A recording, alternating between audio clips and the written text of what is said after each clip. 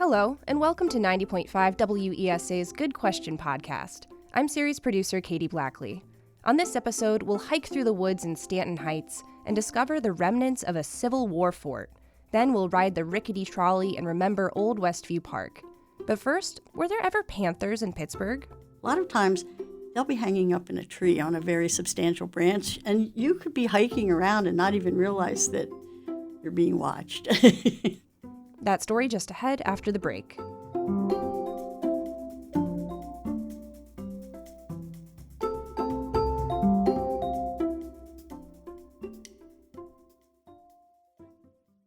WESA's Good Question podcast is made possible with support from Eisler Landscapes, the CPA firm Sisterson & Company, and Baum Boulevard Automotive.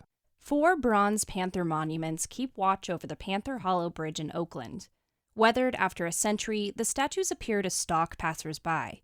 Good Question asker Diane Littman of Squirrel Hill noticed the big cats and... I asked about the history of panthers in Shenley Park in particular, in Panther Hollow. Penn Hill's Jan Hardy admires the statues on her way to work in Oakland. And I wondered when the last time was that anyone saw a panther in the area. It's been more than 100 years since the large felines prowled around Pittsburgh. According to Carnegie Museum of Natural History Sue McLaren, panthers roamed from Alaska to Panama. When the settlers came to North America, it was actually the most widespread mammal species on the whole continent. Panthers go by a lot of names: cougars, pumas, and mountain lions. McLaren says they were here when European settlers arrived in Pennsylvania in the early 1700s and could adapt to many different habitats, from dense forests to grasslands. They'd wander more than 50 square miles to look for food, were mostly nocturnal, and great climbers. A lot of times, they'll be hanging up in a tree on a very substantial branch, and you could be hiking around and not even realize that you're being watched. But, McLaren says, panthers weren't interested in eating humans. Rather, they'd feast on squirrels, deer, and, back before they were driven out of the region, elk and moose were a favorite meal. Panthers were solitary creatures, except during the mating season.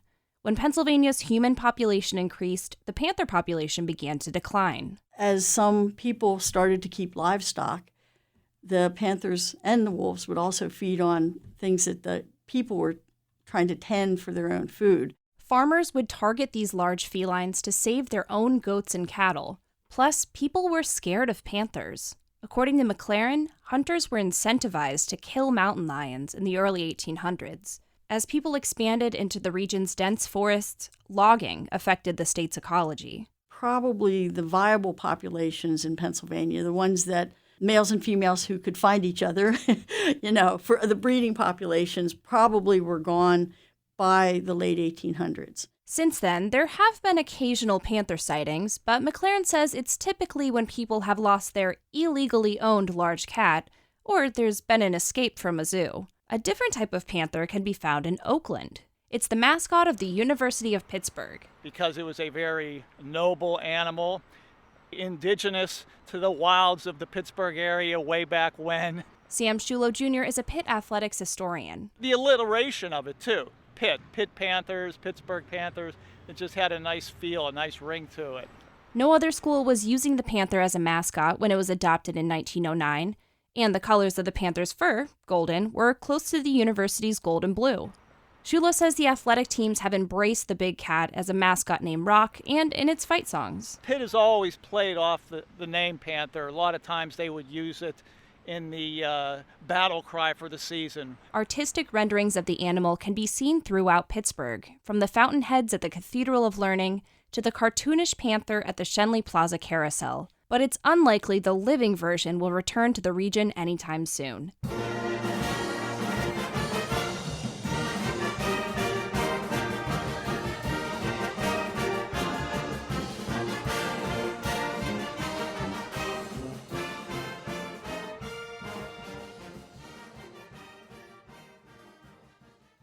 WESA's Good Question podcast is made possible with support from the CPA firm Sisterson & Company, Baum Boulevard Automotive, and Eisler Landscapes. Welcome back. Tucked away in Pittsburgh's East End, Stanton Heights is a quiet residential community filled with brick houses, families walking dogs, and lots of trees. But hidden in the woods is a piece of history that would have been anything but quiet when it was built 150 years ago. Stanton Heights resident and Good Question listener Chris Como heard a rumor about a Civil War battery called Fort Croghan, concealed in the woods near the intersection of Stanton and Morningside Avenues. And I look up into the woods and think, I wonder if the woods still look the same now as they did back then, if erosion has changed things, and just kind of curious about where somebody without any buildings or housing in the way would choose to put a fort. Imagine it's 1863. The North and South in the young United States are fighting each other in the Civil War, and Pittsburgh workers are producing ammunition at Allegheny Arsenal and shipping out supplies for the Union Army. Soldiers and Sailors Memorial Hall and Museum curator Michael Krause says the city was vital to the war effort. Ammunition was made, cannons were mounted on carriages, caissons built, a lot of leather work came out of Allegheny Arsenal, bridles, saddles, strapping for artillery. Pittsburgh was just beginning to develop its reputation as an industrial and manufacturing center. The city's workers produced nearly 1,200 artillery guns, or about 15% of the wartime artillery. The region also sent thousands of soldiers to the battlefield. 25,000 men from Allegheny County would enlist and go to the Civil War. And of those, about 3,000 wouldn't come home. At this point, the Confederate Army was still strong, and Krause says that was making Pittsburghers pretty nervous, especially when word arrived about the invasion of Gettysburg, Pennsylvania, just 200 miles east of the city. And that sent shockwaves across the state, including here, because they thought that Pittsburgh could be invaded as well. So it was deemed that there should be a ring of forts built around the Pittsburgh area. So there are 37 forts built around here. Few of the forts looked like the big, solid structures many would imagine. Most of them were what Krause calls earthworks, basically tall walls of dirt with trenches and space for soldiers to position artillery. Others were scattered around the city. There were a dozen on the south side and west end, and several protecting the east end in Oakland and Greenfield. Hundreds of area men stopped what they were doing to help build the fortifications. They closed all the businesses, closed the bars, because it's hard to motivate people if the bars are open. The fort built in Stanton Heights was situated on the estate of William Croghan, a wealthy lawyer who had a daughter named Mary. She would go on to wed a British officer 3 times her age named Edward Shenley. She's now regarded as one of Pittsburgh's most well-known philanthropists. The Croghan property was ideal because the high elevation gave troops a good view of any invasion coming down the Allegheny River. I met up with listener Chris to see what was left of the fort. The most convincing part of this site is that it's curved about a third of a circle maybe, and there are no trees at all through the top of the mound. It looks like nobody's been back here to build anything in quite some time. In the woods near the intersection of Morningside and Stanton Avenues, we found a raised area of land, weathered after the years, but still visible, with a view of Morningside and Highland Park. Little was done after the war to preserve the makeshift forts. This land in Stanton Heights, owned by the Croghan-Shenley family, became a golf course. Today, it's the private property of a senior citizen's home. Coming up after the break, my parents met in the summer of August of 1947 at Westview Park at a dance. Let's revisit Westview Park. WESA's Good Question podcast is made possible with support from Baum Boulevard Automotive, Eisler Landscapes, and the CPA firm Sisterson & Company. When warm weather arrives, Pittsburghers swarm to Kennywood Park for thrilling rides and entertainment. But for more than 70 years, another Pittsburgh amusement park rivaled Kennywood. Let's learn from residents and historians about Westview Park, the much-loved attraction along Route 19, just 6 miles from downtown. Westview Park was a really important part of all of my summers. That was the number one thing to do during the summer, was to go to Westview Park. And a day there was just amazing. You would go, ride all the rides, probably eat too much food. There was always something new to find. There was no Disney World. There were no Six Flags. There was no SeaWorld. So it was these little parks like Westview, like Kennywood, that we flocked to in the summer.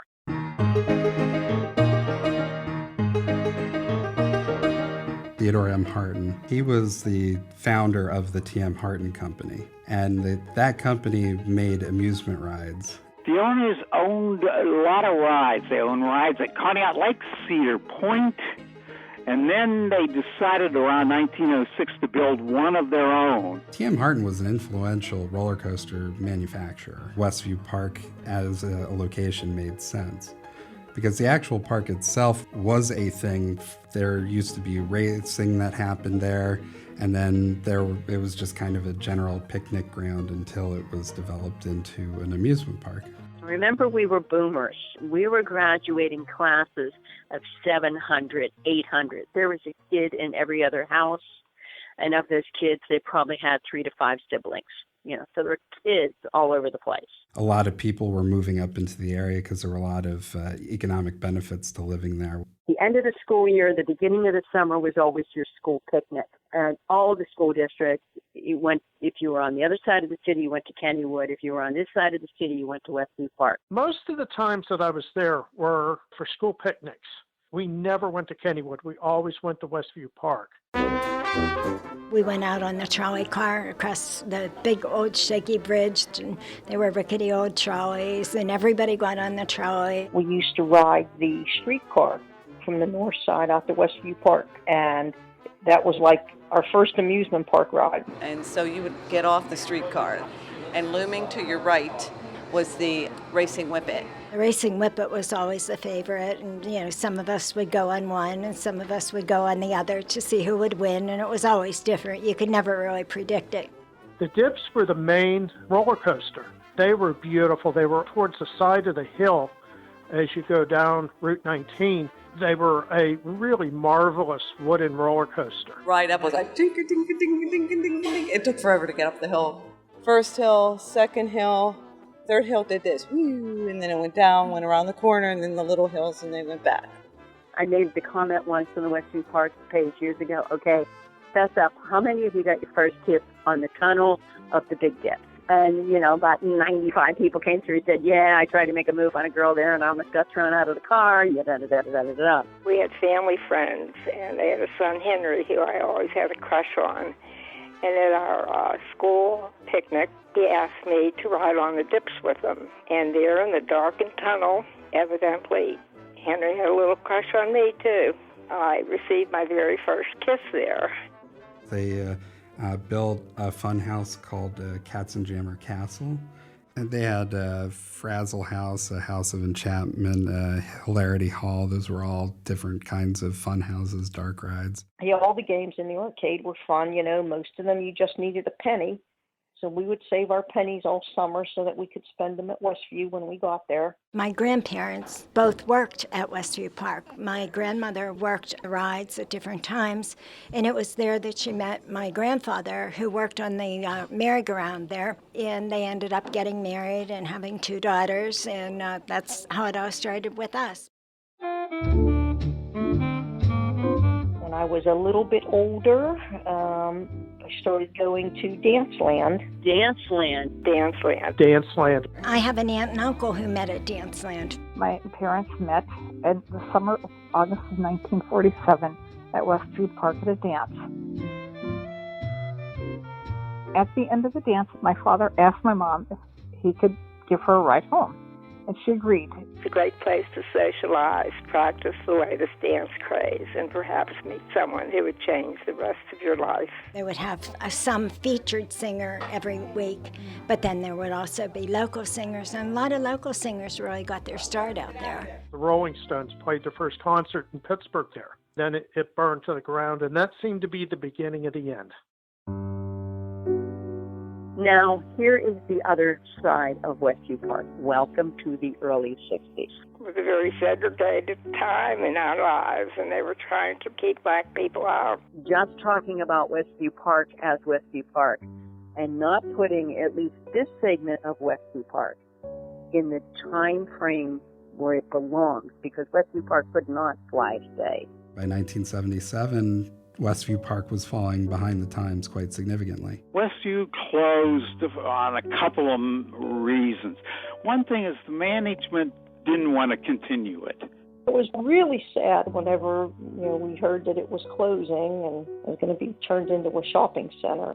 A lot of people will point to Kennywood put in their first $1 million ride, the Log Jammer, in '75, and that was like the straw that broke the camel's back. But it was really multiple factors.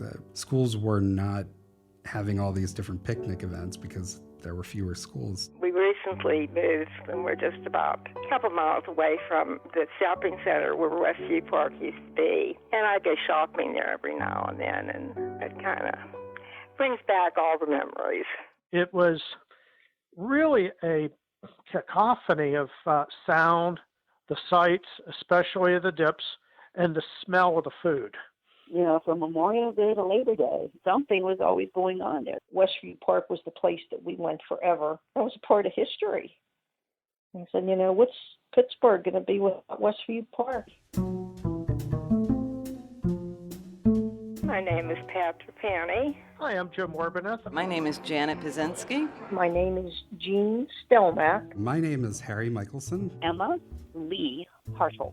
My name is Carol Caw. Charles J. Jackways Jr. My name is Edie Goodman. As you can tell, Westview Park is still a vivid memory for many older Pittsburghers. Soon, the amusement park's history will be featured for all to see at the Westview Historical Society.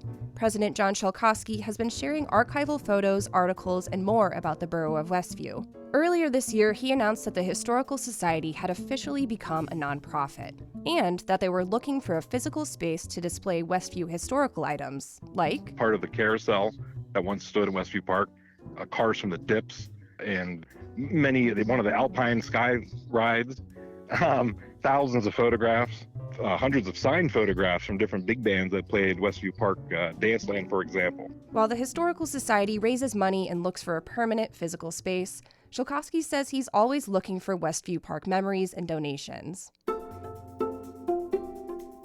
That's it for today's episode of 90.5 WESA's Good Question podcast. Special thanks to Patrick Doyle and everyone at Pittsburgh Community Broadcasting. And thank you for listening. I'm Katie Blackley. Stay curious.